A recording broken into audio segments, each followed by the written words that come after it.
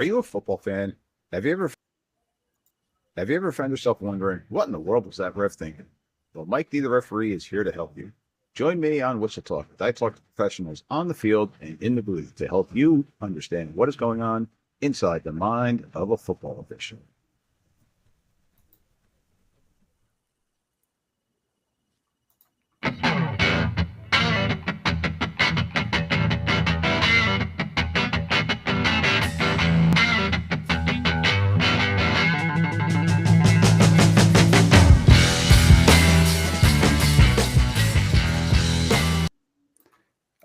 All right, ladies and gentlemen, welcome back to our next episode of Whistle Talk.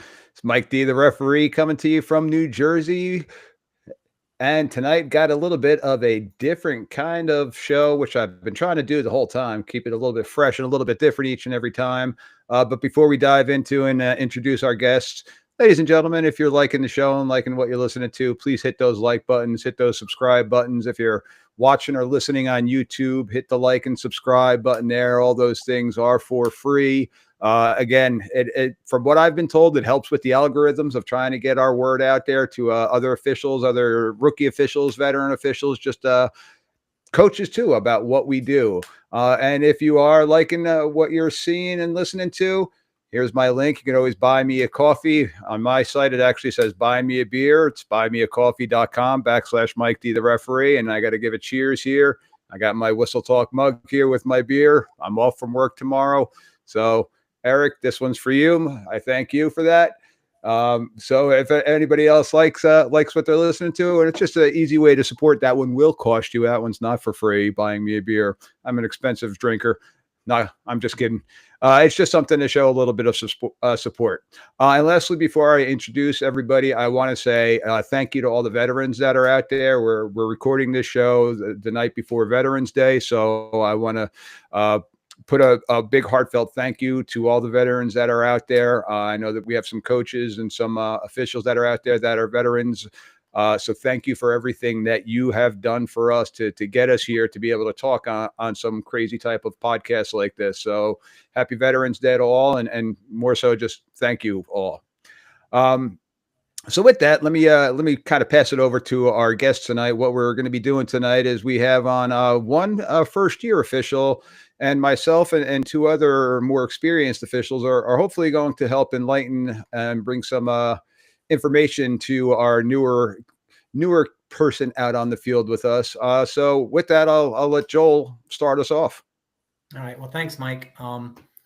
So this is my 38th year of officiating football. I got started, when I was 2. No, just kidding. I got started when I was 20 years old. And I did, of course, I went through, did the biddy and the midget league and junior high and freshman JV, high school varsity, Friday night lights. And I did that for about 18 years. And then in conjunction, my last 8 years with high school, I was lucky enough to get into NCAA Division II. So I was kind of doing both, work a Friday night game and then go travel and work a small college game on Saturday. And then, I was lucky enough to, I applied to some various, D1 conferences, and I was lucky enough to get pulled up into the Mid-American Conference, and worked 5 years in the MAC, and then, was pretty successful and, got some looks, and then got a call one day, which, shocked me. I was actually out on the golf course when I got the call that they were going to bring me up into the Big Ten Conference. And, so I've been in the Big Ten Conference I'm actually in my 14th season. So, as the season winds down, this will be 14.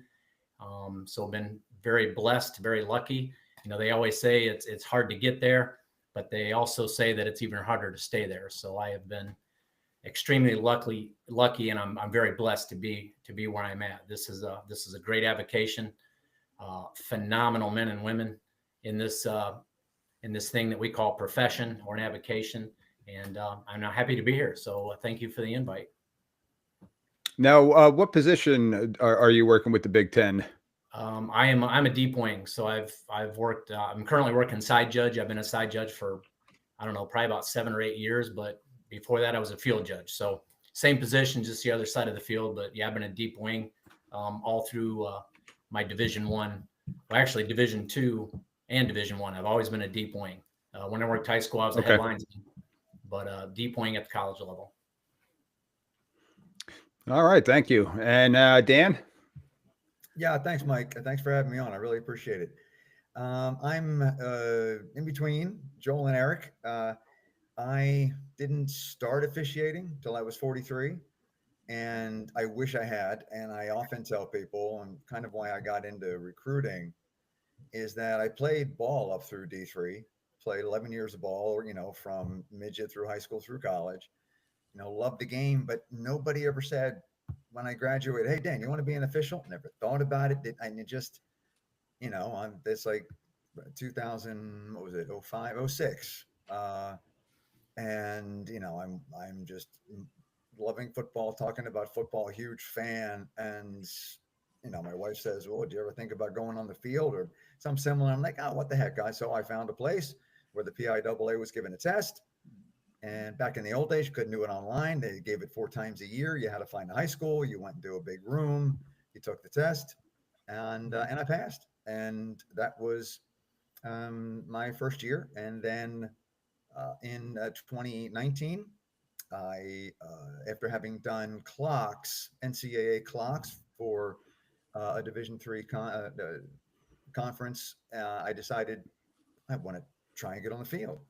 And I was hired into an association of officials who works D3, and I have been doing that for 5 years on the field. COVID for us was they canceled the season, so it's 6 years ago.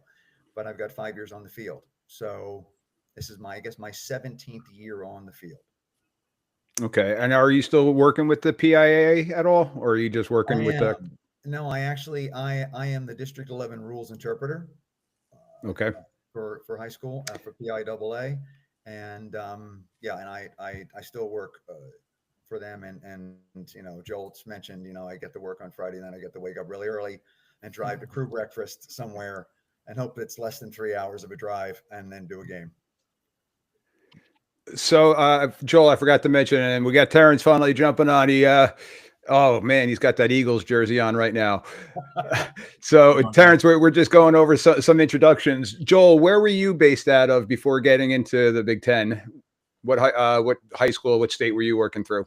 I live in Northern Ohio. I'm from Fremont, Ohio, up by between Toledo and Cleveland.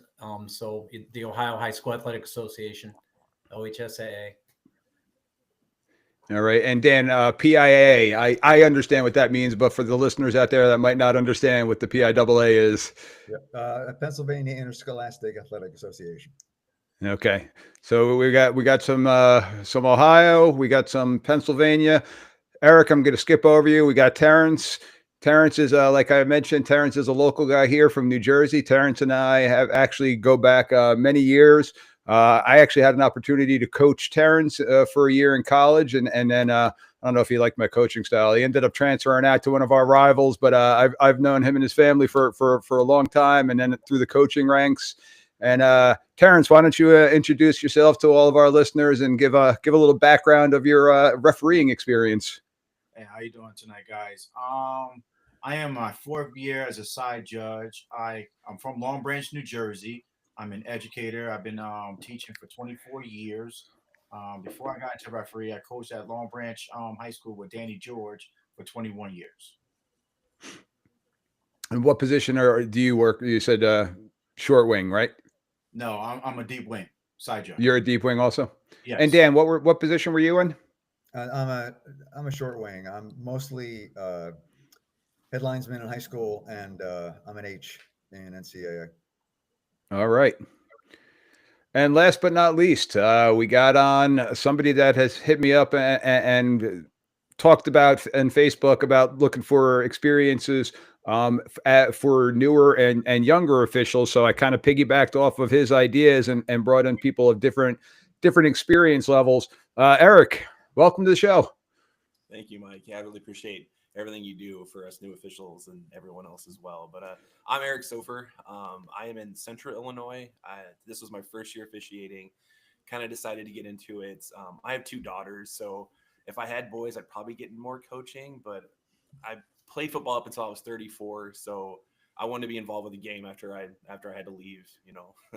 Time gets us all. But as far as positions, I'm a first year guy, so I fill in on a lot of crews. I'm not on a crew yet. We run 5-man crews in Illinois, so I've pretty much been equal at short wings. I've been back judge a couple games, and I'm 6'7", 340, so it's pretty funny to see a giant back judge like that out there. But some umpire, everything but white hat so far. 6'7", 340. Attaboy. I thought I'm 6'3". I just lost a little pounds here and there, but yeah, that the deep guy. I mean, you got to get a couple interceptions here and there. Well, that's why it's always funny when I talk to a coach. I'm like, you guys have the pleasure of seeing the biggest back judge you will ever see. Yeah.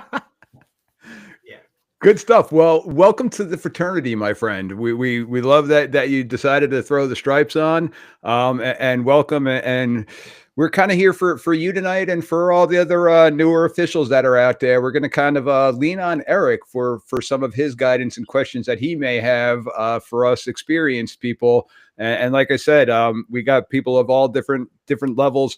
Myself, I was talking pre-record.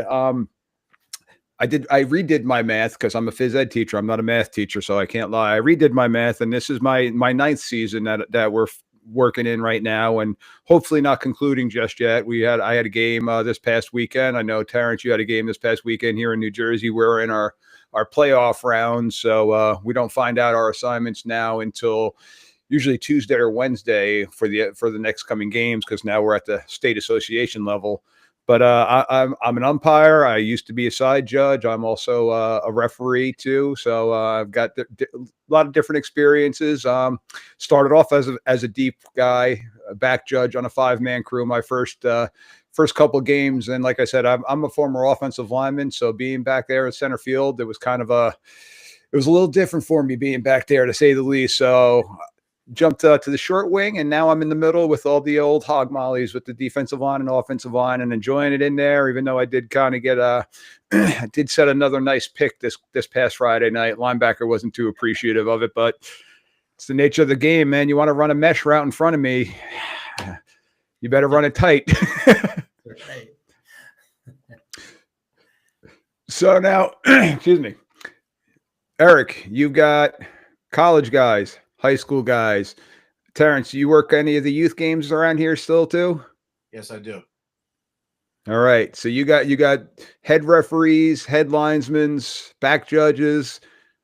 What kind of questions, what kind of challenges did you face? You said this is your first year on the field. So give me, what was one of the hardest things that you had to get used to? And let's see if we could kind of help you out and guide you in your experiences.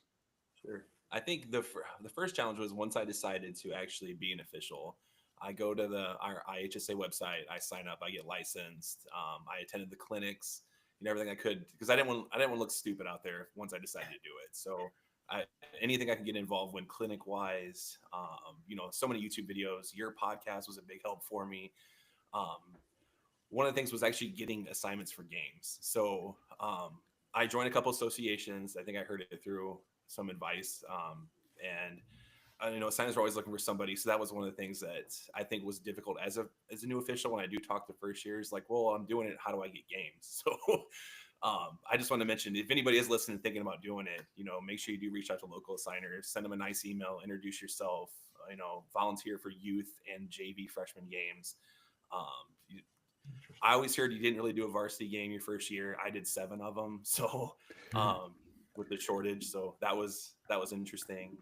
But as far as questions, I know the big question I'm going to have right now. So as a fill-in crew member, I have been offered some crews to join crews, some newer, some maybe, more experienced officials. But how did you guys know, what crew you'd want to join? Did you just have some buddies that you all got along with? Did you meet people? Did it take you a few years before you did it? Or how did you become part of a crew? Dan, I'm going to defer to you on the first one here.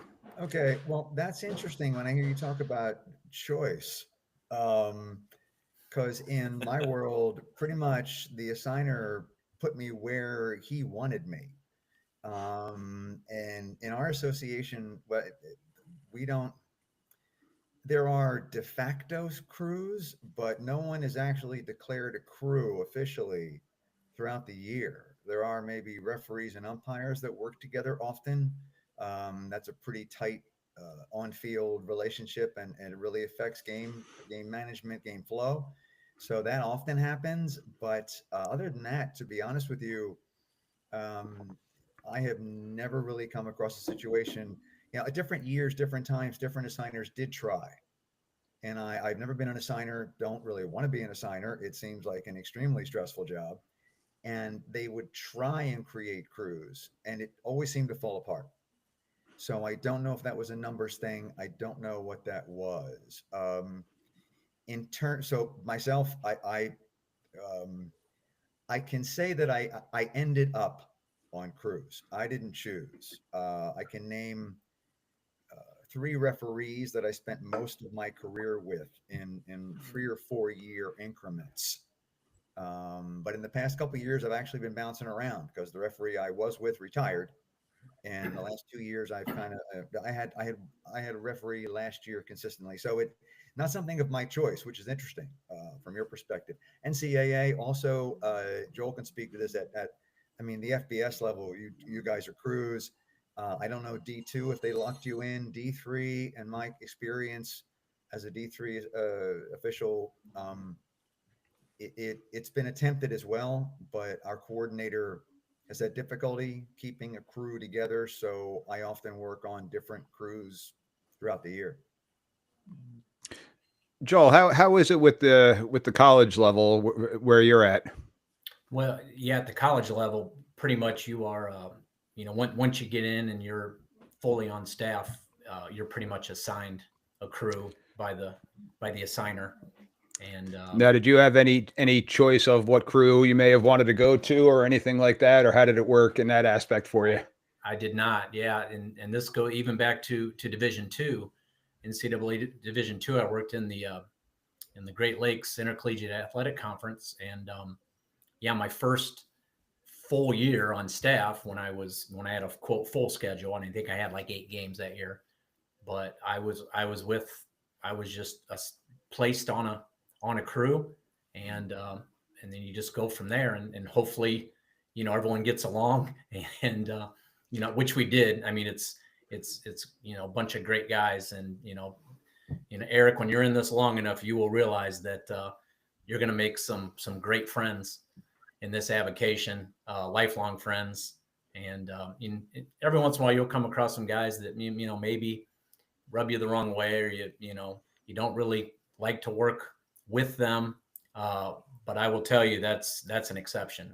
Most of the guys and gals now that you work with are going to be great, because we're all in this together. I mean, this is it's a community, it's a brotherhood, and so as far as picking, it's one of those things where if you would have a chance to work with some of these people in lower level games, you would kind of get an idea how they work, and how you would mesh with them as a crewmate. But chances are you may not get that opportunity, so you may want to just kind of maybe talk to people. But I would imagine that whatever crew you decide to go on, it's going to work, and I think you're going to love it. Good stuff. So now Terrence and I, we're not only from the state of New Jersey, we're actually in the same association, but I've been in, I think, about 5 more years than you have, TK. So I know how it went for me. And Terrence, if you could you jump in on this too. So my first year, we didn't take the test until December. So my first year, when I decided that I wanted to be an official, when I got out of the coaching ranks and be an official, I was taking the course during the football season, and we were working youth games and junior varsity and freshman games. We were allowed to be on the field with an older, more experienced. We were considered cadets. And for varsity games, we were only allowed to hold the chains. So we weren't allowed to be on the field our first year. Now, this year, I know that I've worked with a number of first-year officials that they actually moved the class up and they take their test prior to the season beginning. So they are technically carded officials. And they are working the field, but there were 2 games in the middle of the year that we worked with somebody who was their first time stepping on a varsity field, let alone holding chains and stuff like that. So, Terrence, how did it work when you came through the system? Well, my last year coaching at Long Branch, I was in a cadet class, so I was teaching, coaching, and doing the cadet class. My instructors were Kevin Fleming and Chris Shelnut, which apparently I'm on Chris's crew. This is my first year on Chris's crew. So I took the test like you did in December, and then we were doing AYF games. I was holding chains when I wasn't coaching. If I had a bye week or a Saturday, and then jumping into AYF and Pop Warner, just they just threw me in the fire. And then when I was in class, I got a couple offers. You know, they was like, "Hey, listen, we're gonna be hush hush about it. You pass the test." I wind up on Steve Rimshere's crew, which he's now in Central Jersey. But I was on Steve's once I passed the test. Steve's he had an older crew, and they helped me tremendously. They was like, "Listen, when the first time we were together, they said we're taking the training wheels off you. You're either gonna sink or you're gonna swim." And I was a fast learner being a coach. You pick up a lot of stuff, in the class, and I'm a more of a visual learner. So when we were in class, Kevin and Chris would just read us a lot of stuff, and then when you get in the field, you're like, all right, this is what they're talking about. This is what I need to be. This is what I need to do. So once they took those training wheels off me, that first couple of games I was a deer in the headlight.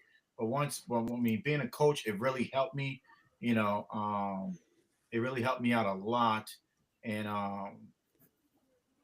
I'm year 4 now, and I'm on Chris Shelnut's crew. Yeah, now, Eric, I can honestly say my first year just being on the chains, I actually kept a notebook because here in New Jersey, we do have the opportunity of being with the crew. There you go. And in the notebook, if I held the chains on a Friday night with the crew, I would go back and I would list the members of that crew and things that because I always liked to hold the box. I was one of the few people, all the veterans are like, "Oh, I don't want to hold the box." I always wanted to hold the box because I was always having the ability to be in the ear of the sideline official, the short wing. So it was a great way for me to learn. Some people, "Oh, it's too much running." Whatever. That's part of the game. So I always liked having the box, and I would talk with them and try to get a feel for different crews because there are different dynamics with different crews. And some people, I really liked the way that they managed the game. Other people, I was like, that they might not be my cup of tea. And like Terrence, I had a long history of coaching, and so I knew a lot of the officials as a coach, and now as an official, I know some of the coaches now that I'm officiating for. So I got to learn the different dynamics and different things like that. So like you, I was approached, and like Terrence, I was approached by a couple different head referees saying, "Hey, we got some people retiring, or we're going to go in a different direction. We'd like you to come on board." And I went back to my notebook and I'm like, all right, this crew I really liked. Okay, so that's where I ended up going my first couple of years. Then I got offered, I'm on my second crew myself. I got offered a different spot because, like I said, I was a short wing. I got offered to be the umpire with the current crew that I'm with now. And being the former offensive lineman, I love being in the mix. So that's why I kind of went from one crew to the other crew in that aspect. And to me, it was beneficial because now it's given me, Joel, I think you had mentioned it, or Dan, Dan, I think you'd mentioned it. The dynamic that I have with the head referee, it's nothing like I love the wings, and I don't take anything away from the wings, but I love that he and I are in the middle of the field, and we joke around. We're controlling the tempo of the game, and that's it's. I feel more involved back as when I was a coach, so that's kind of what made me go in that direction. But my recommendation is feel it out. If you guys do have set crews, make sure that you're going to be comfortable with the crew, and that you can see yourself with the future with that crew, to be honest with you. Now, in the college cases, you guys are kind of, I know, Joel, you said you were lucky enough to get that big call up. And so they called you up and say, "You're going to XYZ crew." And your answer was probably, "Okay, thank you." Thank you very much. Yes. Yep. Hey, Mike, another thing I did when, like you said, on a Friday night or a Saturday, when I'm holding chains, like I ask 1,000 questions. It's like when I became an educator, the people, hey, I'm going to ask you 1,001 questions. And then halftime, I would go in my phone. I would write what the conversation was in my notes. I would go back and look at it. And that's how you become, you got to ask questions. And, like they said, closed mouth doesn't get fed. Yeah. That's a great point. Yeah, and if I can interject quickly, so Terrence, that's a great point, and I would tell Eric, don't be afraid to reach out. 99% of the guys will be more than happy to talk to you, either via text or email. Reach out. When you if you go to a clinic and you hear someone speak, or you meet some guys, get their contact info, and I will tell you, if you reach out with a question or questions about mechanics, philosophies, rules, I'm telling you, they'll get back to you. It happens to me all the time. I love talking football with anybody. Some of the younger guys at our study meetings, they'll shyly come up and say, hey, do you mind if I have questions, can I get a hold of you? I'm like, absolutely. I was like, please do. Of course, Yeah. me and the other veterans say, hey, we're not gonna reach out to you. That's your job to reach out to us, but then we will absolutely, bring you along. Because that's what I did when I was coming up through. I was the same as Terrence. Ask 1,000 questions, because if you don't ask, if no one else asks, then no one knows the answer. And so yeah, I would, take Terrence's advice and ask a ton of questions and reach out to whomever you want. I'm sure they'll engage with you. 100%. And like I said earlier, starting this podcast, and Joel, you asked me how did I find Joel? Yeah. I just I went looking around. I went fishing and seeing who I can talk with, and like he said, 99% of the people are and people that have turned down coming on to be guests. It's usually, hey, Mike, I'd love to be on, but I've got a game that night, or something like that. And everybody has been very amenable to and helping me in this journey to try to help everybody else in the journey. So it's been an awesome experience. And like we said, we're all in this together. We're all out there with the stripes. We're the third team. So we're all trying to get this game as great as it can be. So now, Eric, here's a question for you. Confidence wise, that first time you were out on the field, how did you feel with that? And be honest with it, because I know how I felt the first time I was back there.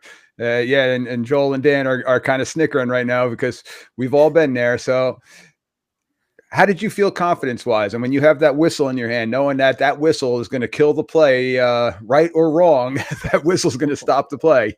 How did you feel doing that?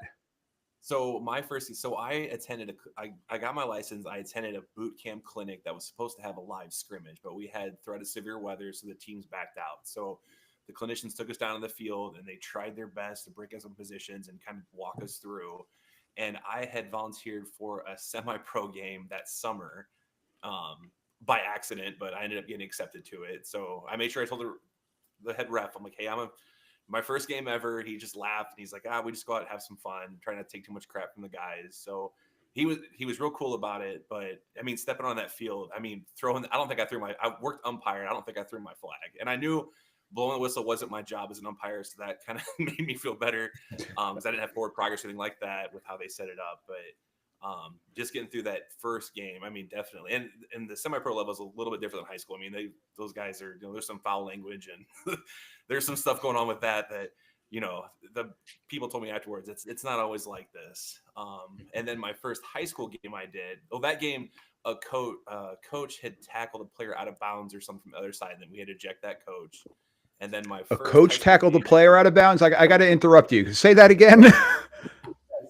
The player was out of bounds. He got pushed, and the coach I didn't see it, though, our wing saw it, but he somehow threw him to the ground or something. They had to eject the coach.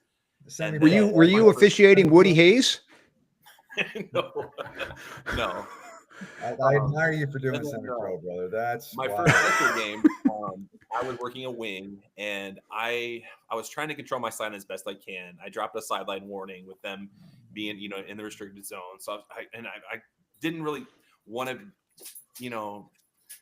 be that mean about it, my first time out, because I wasn't, you're lacking the confidence to kind of do that stuff. But that coach ended up being out on the field. The umpire told him, "Coach, get off the field." He threw an explicative at him, so the umpire threw him out. So my first 2 games had coaches ejected.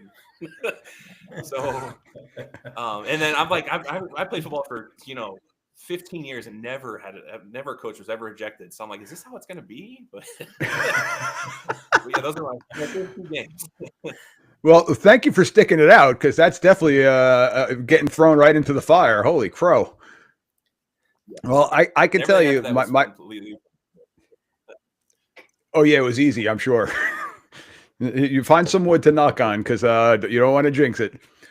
I can honestly tell you, like my first 2 games when I cadetted, and I was talking before, all the games that I cadetted for here in New Jersey were 6-person crews.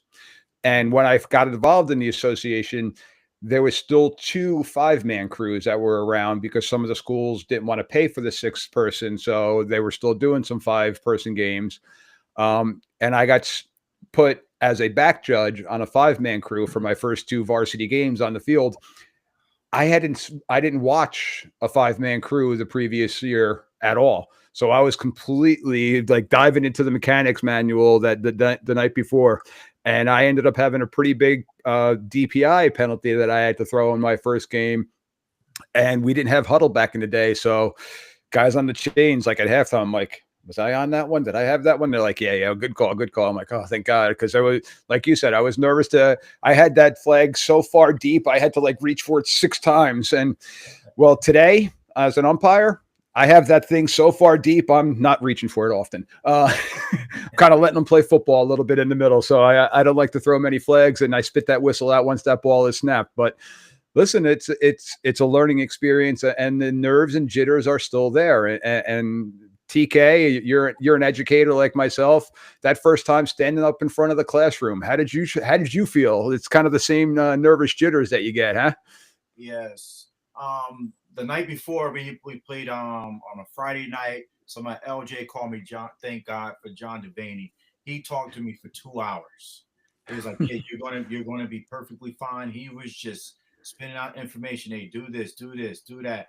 As the game, when that first game, once I started getting more comfortable, and I'm a very confident person, I was like, "Yo, listen, I can do this. I'm fine. Just don't do an inverted whistle." That was it.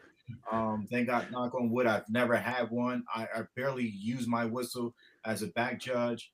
As the season went on, I started getting more confident. And that year, my first year, we had a sectional final down in Salem. I'm like, hey, I belong here. All right, let's go, And then like, oh, okay. They used to call me Grasshopper, because everything was just so fast moving around.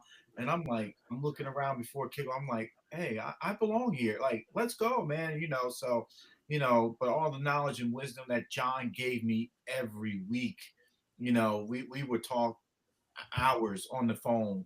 And like, hey, if you need anything, let me know. You call me. And to this day, even though we're not on the same crew anymore, I can always call John and get information for him. And that's a good thing about our association, where you can call these older guys, and they're gonna be there for you. So I appreciate John a lot. And like I said, I'm one of the new crew, and Chris gives me information. We get information back that next day. You process it, you look at huddle, and Friday night come and like, all right, listen, I did this wrong. Let's make sure it doesn't happen again. So Joel, Big Ten, where was your first game? My first Big Ten game. Yep. Oh yeah. Well, actually, when I was in the Mid-American Conference, I got a little taste. I guess it wasn't a Big Ten conference game, but I worked Northwestern at Syracuse, so it was a travel game. Okay. With a Big Ten crew. So I think maybe that was kind of like an audition, because then I was in the league, the next year full time. But my first actual conference game was Wisconsin, Nebraska, and that was Nebraska's first year in, and so that was I remember college game day was there because it was it was Nebraska's, and that was their first Big Ten game. Yep. And now, trust me, I wasn't on the game because I was an outstanding official. You have to understand that it's about the crew chief at that level. So I was lucky enough. My first 3 years in the Big Ten, I was with Bill LeMonnier. So many of you are probably familiar with Bill. He's now an analyst, but I was on his crew, and so just riding his coattail. I mean, talk about a phenomenal official and just a great human being. Learned a ton from Bill. He's a great teacher, but yeah, I mean, I remember it like it was yesterday, and going along with Terrence, you have to have that mindset. Like, you know what? I'm here for a reason. I belong here. Was I scared to death? Yes, I was. Absolutely. But you have to have a little introspection, and you have to realize, hey, I wouldn't have made it here if I wasn't a darn good official. And there's a reason I'm here. And so, there's a lot of self-talk that goes in. You got to believe in yourself. So just to piggyback on what Terrence said, you at some point you got to realize this is where I should be. I belong here. And now I'm going to go out and I'm going to officiate this game like I know I can.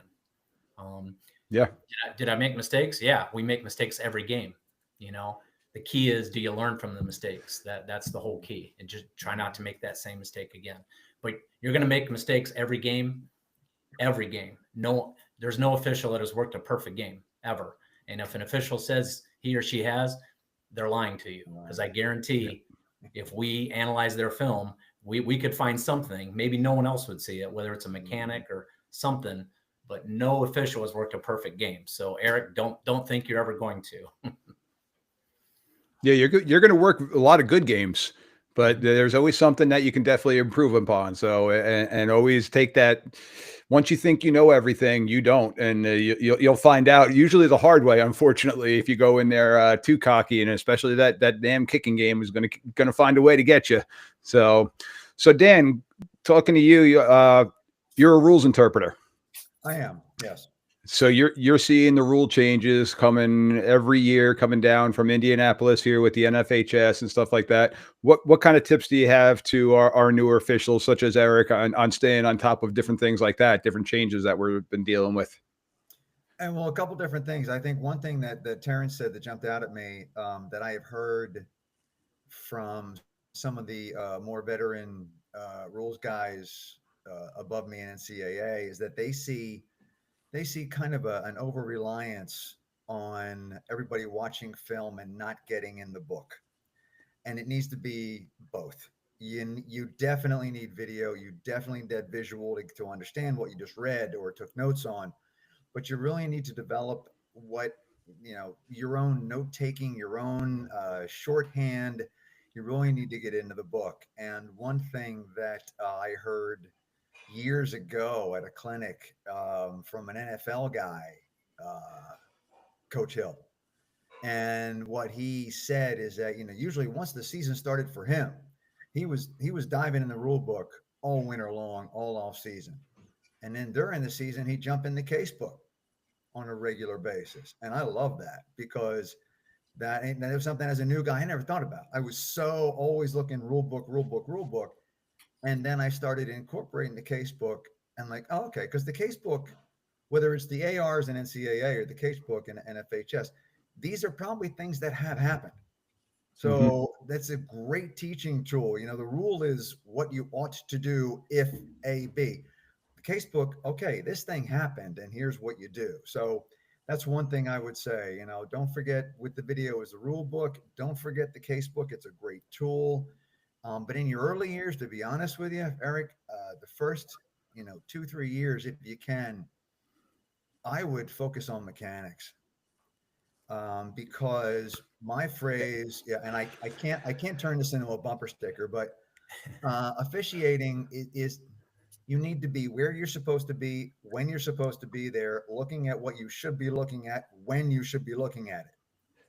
And if you do that, and a coach sends in a piece of tape to your coordinator or to your signer, that coordinator is going to say, Coach, he was where he was supposed to be, and he was looking where he was supposed to be looking at, and he judged it to be not a foul, or he judged it to be DPI. That the coach, it's a judgment call. I can't be mad at him. He was in position, so that's going to help you long term in your career.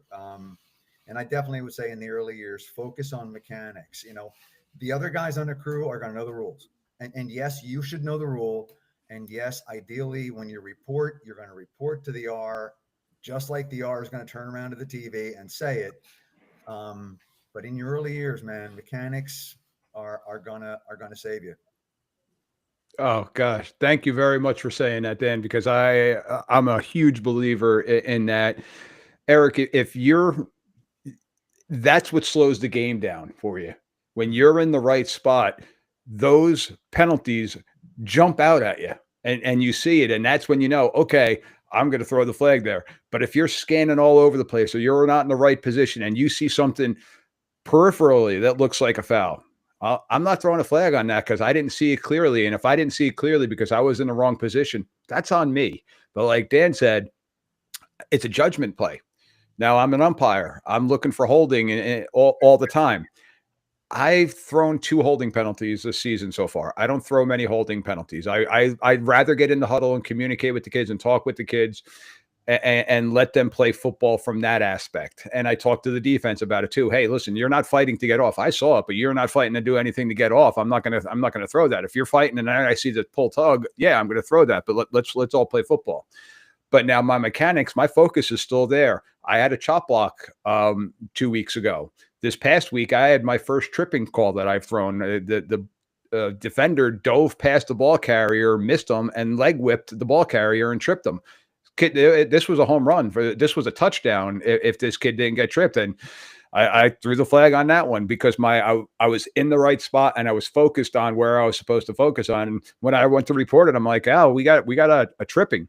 He's like, on who? I'm like, he tripped the ball carrier. He's like, so? I'm like, they changed that rule 2 years ago. He's like, oh yeah, that's right. So we had a tripping call, and it's the first one that I've ever thrown. I was like, all right, got something new here. So yeah, just being in the right position, it opens up the field of play and it slows it down for you. Joel, you have anything to add to that? No, I agree completely. I think Dan is on the mark here. That if you're in the right spot, looking where you need to be when you're supposed to be looking there, then at least you can make the call, and most of the time you can be supported from a higher up because they're gonna they watch the film and say, hey, he's looking where he's supposed to be looking, and in his judgment, this is what he saw from his angle, and then they can say, Coach, based on the film where you had a different angle, so maybe it looked different to you, but I'm going to support my guy. And then to piggyback on Mike, he said the key, allow the fouls to jump out at you. We don't want to be calling ticky-tack stuff. Mike says he's called 2 holdings all season. I would say that's pretty darn good, right? Because if if this part of the season he's had 16 holding fouls, we would go back and look and how many of those were legitimate fouls, and probably most of them weren't. So, I can't take credit for this, but can I jump I in heard and somebody. a piece of minutia? Well, I'm really curious about holding, and just from an NCAA perspective, I heard years and years ago, as a piece of advice, maybe for Eric too, that now the downgrading system for me, or the grading system for me in D3 is different than for the FBS. But I was told from FBS that the point value for throwing a hold that wasn't there, you lose more points than if you miss a hold that might have been there. So interesting. That's the philosophy I was told. Like, dude, okay, if you miss one, okay, somebody will say something. If you throw a phantom hold, you will hear it, and it's going to cost you. Yeah. Okay, thank you. And very quickly, and I can't take credit for this, I'll give credit to Dino Paganelli, who's a NFL back judge. He just said this the other day on one of his training tapes. he says some of the best calls that you will make in officiating are the ones without a flag.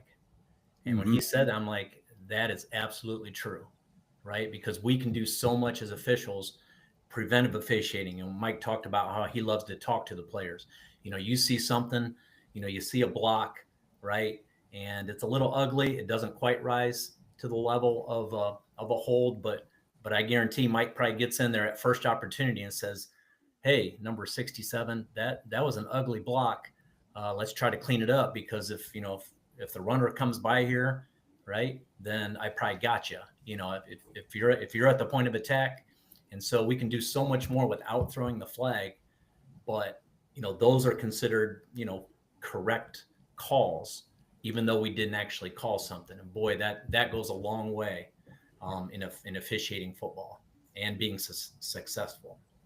Mike, I hate to jump in again, but that was huge, Joel. I absolutely, the second part of what you said, not only do you not throw it, but you go to the player and you let the player know, I saw it.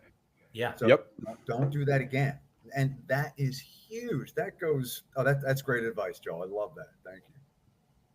Yeah, I've talked to a number of offensive linemen saying, hey, like you said, 67, you got to work those hands inside.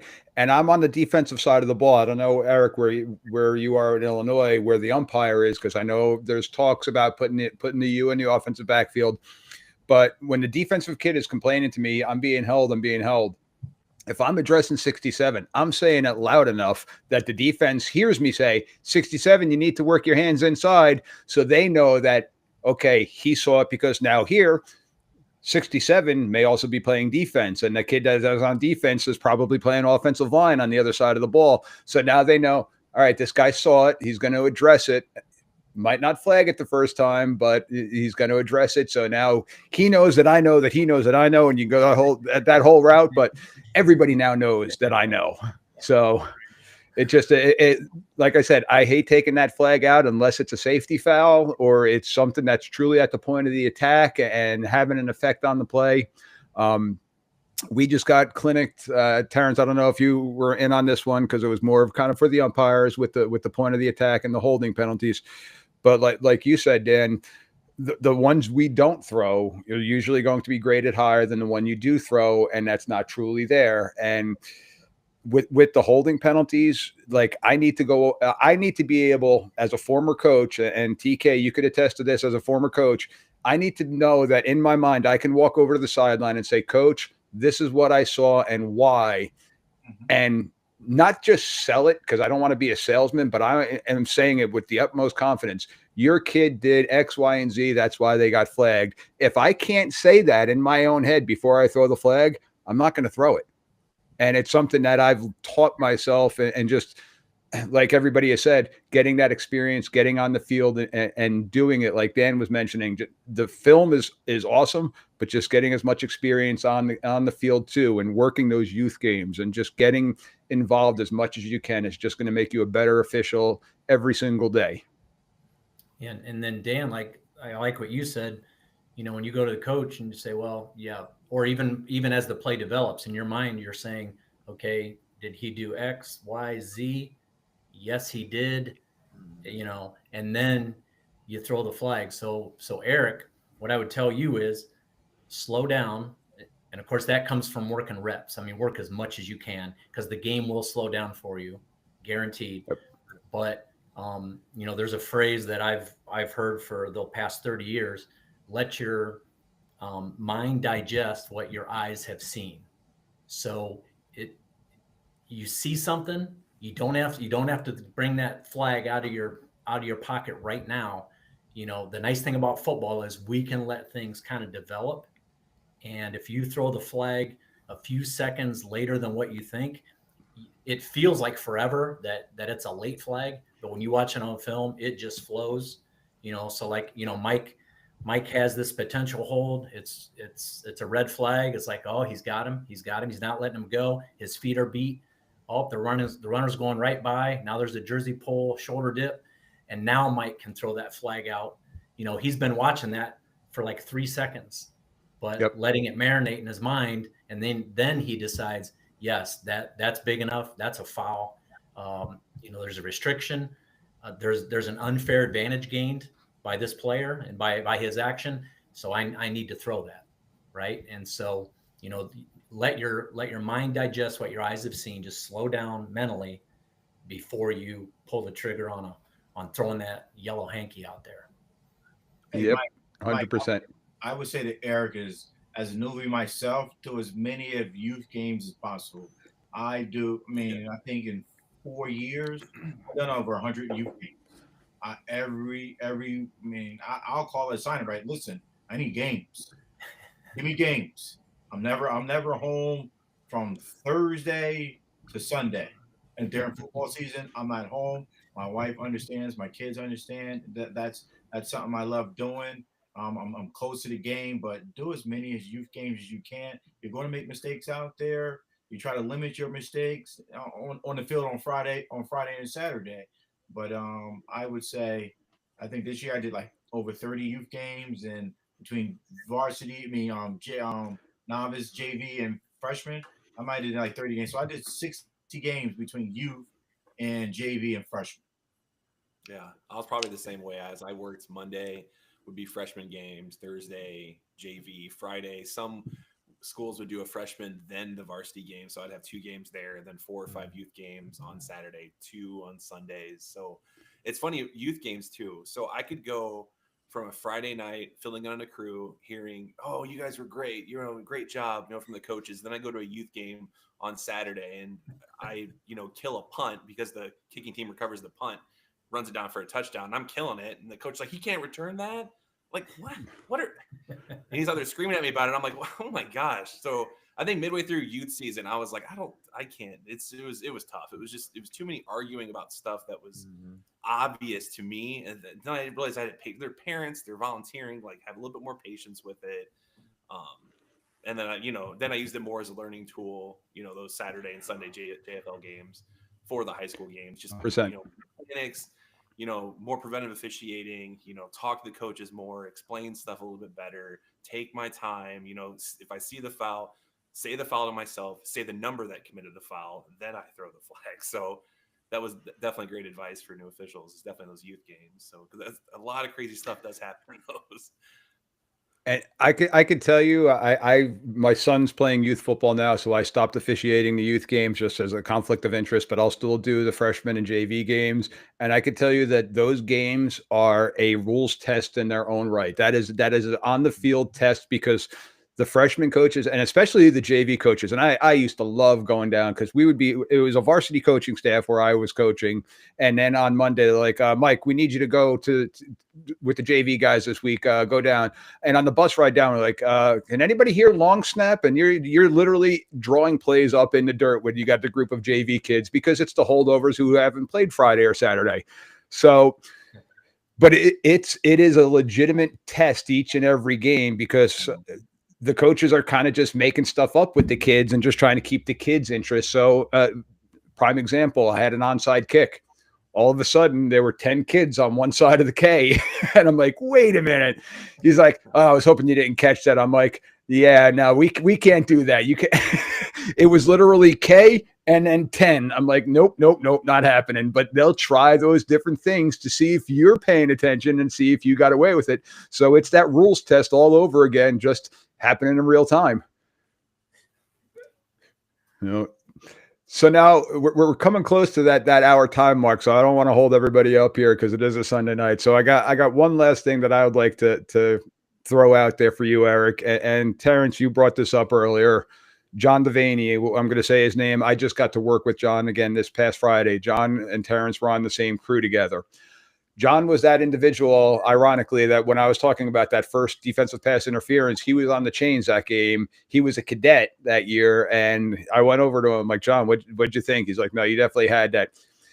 My recommendation, and where my story is leading to, is try to find a mentor. Try to find somebody that you can entrust and call and say, "Hey, listen, I had this happen on Friday night." And again, it's a huge fraternity. It could be any of us sitting here tonight with you on this meeting, or it could be somebody that you're working with, somebody, if you do get on a crew, that you can confide in and say, "Hey, I think I may have missed this one." And just being able to have that voice back there, find somebody that you can truly trust, and that's going to tell you, Eric, you screwed that one up, or Eric, great call, or great no call, whatever way it may be. But find somebody that you can truly trust. Again, be it somebody on your crew or something like that. I really think that's something that is really beneficial to younger officials to bounce stuff off. Dan is the rules interpreter in Pennsylvania. I know I've called up our state rules interpreter. We were lucky enough. This is his second year that he's not from our association, but there were times I would call him up and I trusted him. I'm like, Bill, I had this on Friday night. What do you think? And I'd walk him through, and he was a great mentor for me. And then my first white hat. So I don't know if you guys have anything that you want to add with that, with mentors and stuff like that.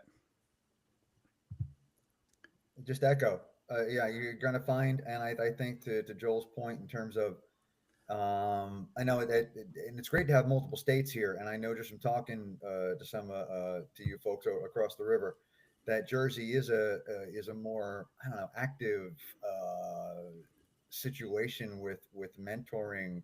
I think with I'm more along the lines with Joel. It's like anybody I asked would readily, answer any question and talk with me at length, because we both love to geek out about football. But I had to do it. I had to take that step. And, it wasn't that they weren't going to talk to me. It's just, that's when you're going to get the best response. When you expressed interest, you're going to get a great reaction, because that's a great sign. Somebody wants to know, well, if I'm going to take time, I want to know somebody cares. Boom. He came to me. She came to me. More than happy to talk. So guys, and that's great advice, Mike. For someone a veteran or somebody, anybody, Eric, just somebody you like, somebody you trust. Yeah, definitely work with them as much as you can. I know in my class, in my classroom, sorry guys. I always tell people my students is never such a thing as a stupid question. There's never give it to me. I'm gonna give you an answer. My kids be like, well, Mr. King, it might be a simple question. Absolutely not. And I take that with football too. I tell people, hey, it might be a silly question to you, but listen, you're gonna get the answer. Somebody's gonna give it to you straight up, and then you can apply it when you're on the field. So there's no such thing as ever as a stupid question. Yep, Joel.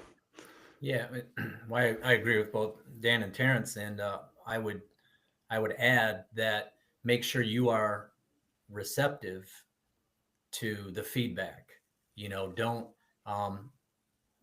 ask a question that you're hoping that you're getting the pat on the back, when in fact sometimes you might be getting some constructive criticism to make you better. Yeah. Don't be defensive about it. You need to be open, and to Mike's point, if you find somebody that you can get along with and that you trust, right, and then they trust you, and then they'll be willing to be completely honest with you, and they'll tell you, hey, you screwed that up, and yeah.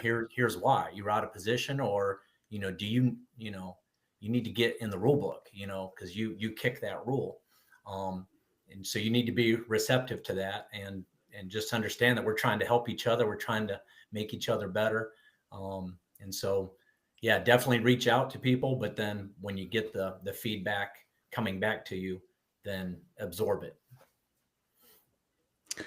All right, Eric. One last question. What do you got for us? Us seasoned vets. What's one thing that's been on your mind during the season that you're like, oh gosh, yeah, pull that notebook out. What do you got for us? I'm sure you got some questions in there. I'll just skip two since we're running out of time. I will go with controlling your sideline. I think that's just the biggest thing. Like how if you guys work in wings, the short wings, just keeping coaches back, players back, it's one thing, but just keeping the coaches back in their box. Have you guys ever had, warning? Have you seen coaches, hey, you're done? I want to jump on this one first, so I'm going to be selfish on this one. The easiest way to control your sidelines is get in the middle of the field. It's funny you say that, Mike, because I jump in. Long story short, 40 years ago and 60 pounds ago, I was a small school lineman. And I actually thought when I first came up, I'd love umpire. I did work once or twice in the hole. I hated it. Dude, I hated it. I love the wing. 90% of my work is the wing. I love just everything that goes on over there. So Eric, the sideline, I totally get it. You're going to get better every year, and it's a matter of you communicate to a point. You talk to them before the game, sure. The get back coach, it depends on the level that you're at. And to be honest with you, I don't rely on the get back coach. No. If they call somebody a get back coach, that's nice. It's me. And, you just call it out. You work at that first series, that second series. Some are better, some are worse. And you tell them, coach, I need you out of the white. I need you out of the box. I need you back. And after so much, give them the free flag. Give them the free flag. You throw it. Usually you throw it. I will pick a time, the play is over. I'll throw it and I'll just go into my R. I'll get on the 0-2-0. And I'll just say, Ray, sideline warning. I'm going to talk to him. And that's it. And I'll say to him, and some of them react worse than others, but you've tried. Use your voice. Like Mike uses his voice in the middle. We use our voice on the side. But after a while, the flag is the loudest voice you have. And in my mind, the second one, I know in high school it's 0, 5, and 15. College, you get the 2 5s, 0, 5, 5, 15. My attitude, I talk to them. They don't get back. I throw the free one. After that, I mean, if I hit you, I hit you. Maybe that's the wrong attitude. And I used to laugh with my larger, heavier colleagues. And now if you're on the wing, brother, you hit a coach, he's going down. I'm 5'10", 162. I hit a coach, I'm going down. Right. So, there are times, depending, again, you're going to learn game management, game situation. Out of the corner of my eye, okay, I had to kind of avoid you. Okay. I've thrown a 5-yarder. But if I had a hard plant and spin to save my life to avoid hitting you, well, it's 15. And I had a coach. He said, well, wait, no, what about, it's 5. You can't, it's 5. Coach, that was interference. That was straight up safety issue. Interference. And like I said, there's so many stories we all have. And being on the wing and when it worked and didn't went and hitting guys. And it takes time, but in general, that's my advice. You're going to use your voice. First series, second series, but then just throw it and calmly. Don't be mad. Don't be angry. Just toss it. Come back quietly, coach. I try to tell you, I need you back. Eric, one piece of advice, and I said that one in jest before, but there were times where I'm so worried about the sideline that I missed a call. So the sideline took me out of my mechanic because I'm worried if I'm going to run into somebody. And that was my answer to the coach. I'm like, coach, get your team back. You want to know something? I probably did miss that hold on the wing to the toss sweep coming to my sideline. I said, because I'm looking out for my safety. I said, if I have to look to see where your guys are for my safety, I'm going to do that over a holding penalty. I said, I'm sorry. So keep your guys back. Allow me to do my job, and I'll get that for you. I said, but if I got to worry about you, I can't get that too. I said, I don't have that many eyes. I'm sorry. And they're like, oh, okay. And from that point on, that coach, the entire game, that head coach was on his team. Get back, everybody back up. Let them work. So. Yeah, I communicate a lot with my line judge, and I'm telling the coach as a deep guy, if I'm there, hey, coach, can you get your guys back? And after the third, fourth time, I'm getting on a walk and be like, hey, Howie, you got to hit him. Well, I try to talk to him. I'm using my voice. They're not listening. Like you said, it's our safety. I remember last year at a game, we had a vertical mechanic, so I got the spot, and the assistant coach is in the middle of the white. I mean, I pummeled him, and I had no choice because I was either going to get hurt trying to go around him or stop. I ran right through him, and then as I was going, my flag hit him right in the face when he was going down. Ooh.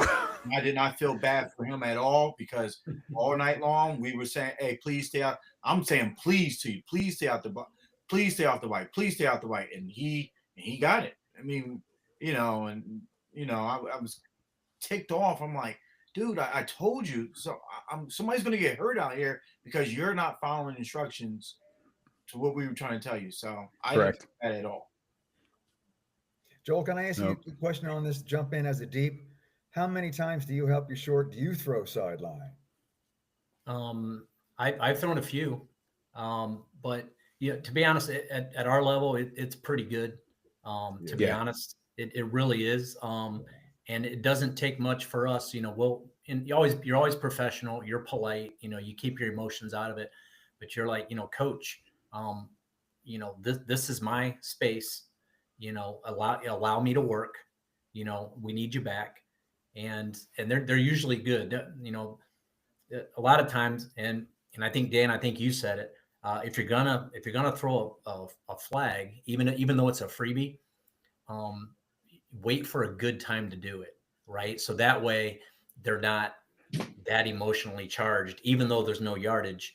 Sometimes, maybe there was a turnover, and your team was the one that got the fumble recovery or the interception. So now they're happy, right? And then maybe that's the time you bang them for that sideline warning. Maybe not on that play, but the play before, and you've already warned them a few times.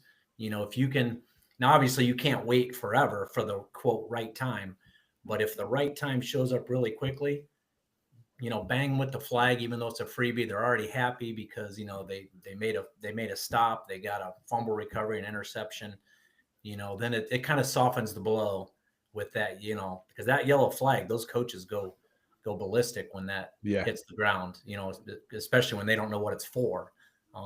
So, you try to pick your timing if possible. It's not always possible. And last thing, and then we'll start wrapping this up, Eric. The biggest recommendation throughout the entire game, no matter where you are, and this is from the middle of the field to the sidelines to the white hat. It's just being able to communicate. Use your voice. Communicate with the coaches. Communicate with the players. Just your ability to communicate and talk and give them an explanation, or say, "Coach, I'll get back to you when we get a downtime at a timeout and explain what I saw." Just being able to communicate makes the coach's mind feel at ease. It's the egos that sometimes get in our way as the official coach, because that's what I saw. And no, explain, coach, I had a hold because of, like we said, X, Y, and Z. And being able to communicate, they're typically going to be on your side, even when the crap does hit the fan. For the most part, again, I was on that sideline too, so I understand as the coaching aspect. For the most part, if you're able to communicate and have a conversation and explain to them on the middle of the field, talking with them, preventative officiating goes so much farther than you can possibly imagine of making the game run smoothly. And that's what our goal is we joke around. My goal is to spot the ball and roll the clock and get everybody home safely. But in essence, that's really what I want to do. So, all right, gentlemen. So we've hit the 108 mark now. So we're over an hour. I apologize for keeping everybody so long, but I think we could have been on here talking football for another 2-3 hours. It seems like. So one last time, guys, if you want to just quickly again introduce yourself and where people could possibly find you, what state association you're working with. Eric, I'm going to start with you this time. Where are you located?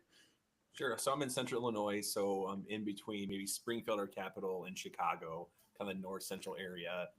So I'm a part of the Peoria Area Officials Association, the Bloomington Normal Officials Association, and then the MIBT Online. That's an online clinic that I'm a member of as well. So any of my Illinois officials that are out there, anybody interested in Illinois, reach out to Eric. He'll be able to guide you in the right direction. Joel, how about you? Yep. Well, I live in Northern Ohio at Fremont, and I still have my high school permit through the OHSA. I actually worked 2 high school games this season, so on my off weekends. So it's always fun to be a part of that. But I'm a member of the COC, the Collegiate Officiating Consortium, which that's the umbrella for the Big Ten Conference, the Mid-American Conference, and the Missouri Valley Football Conference. And, you know, joelclay2011@gmail.com.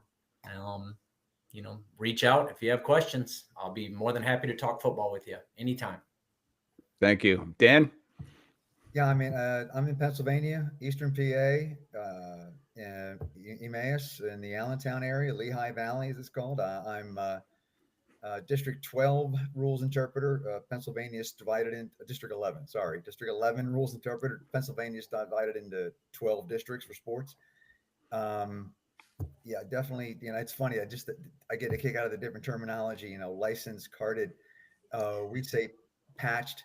We got our patch. Yeah. That's the phrase here. Yeah, so I got my patch on, you know, NCAA, D3. If Got it right up there. Yeah.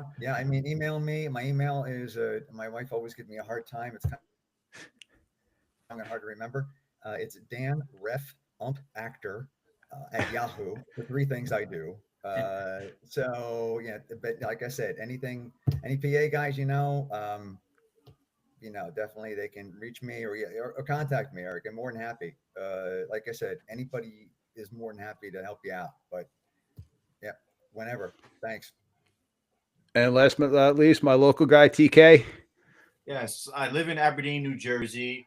I'm from Long Branch, New Jersey. We're under the Shore Conference Association, which we're under the umbrella of the NJSI AA. And I'm a big Instagram guy, so it's tking07740. Good stuff. Guys, once again, I truly appreciate you all taking the time out tonight and jumping on this episode. I know we were supposed to record it a little earlier in the week, and then life kind of got in the way for a couple of us, so I do apologize about that. But again, thank you very much.